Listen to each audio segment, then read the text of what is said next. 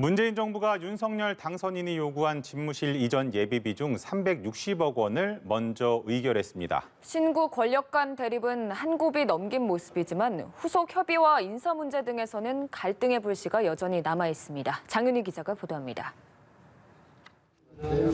정부는 임시 국무회의를 열고 대통령 집무실을 용산으로 이전하기 위한 예비비 지출안 360억 원을 의결했습니다. 집무실 이전 주관을 맡은 행정안전부의 176억 원, 청사를 비워야 하는 국방부의 118억 원, 대통령 경호처 재배치에 66억 원 등입니다. 이 중 위기관리센터와 경호종합상황실 등 안보 필수 시설을 우선 구축하는 데 116억 원을 지원합니다. 국방부의 이사 비용 등으론 118억 원을 배정했습니다. 일반 사무실 공사비와 전산 서비스 시스템 등의 101억 원, 대통령 관저로 사용될 육군 참모총장 공간 리모델링 비용 25억 원은 전액 반영됐습니다. 애초 윤석열 당선인이 요구했던 예비비는 약 496억 원이었는데 당장의 안보 영향이 없는 필수 시설부터 예산을 1차 지원한 겁니다.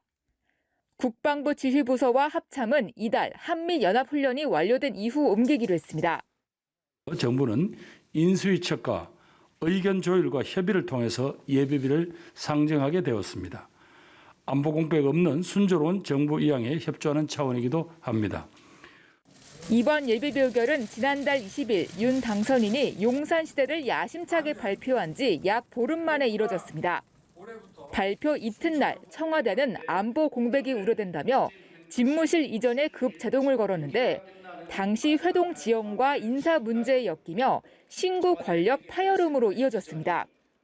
그러다 지난달 28일 윤 당선인과의 첫 회동에서 문 대통령이 집무실 이전 예산을 면밀히 살펴 협조하겠다고 밝히며 극적 돌파구가 마련됐습니다.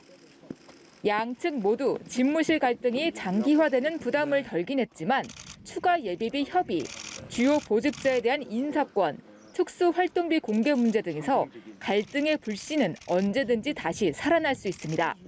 연합뉴스TV 장윤희입니다.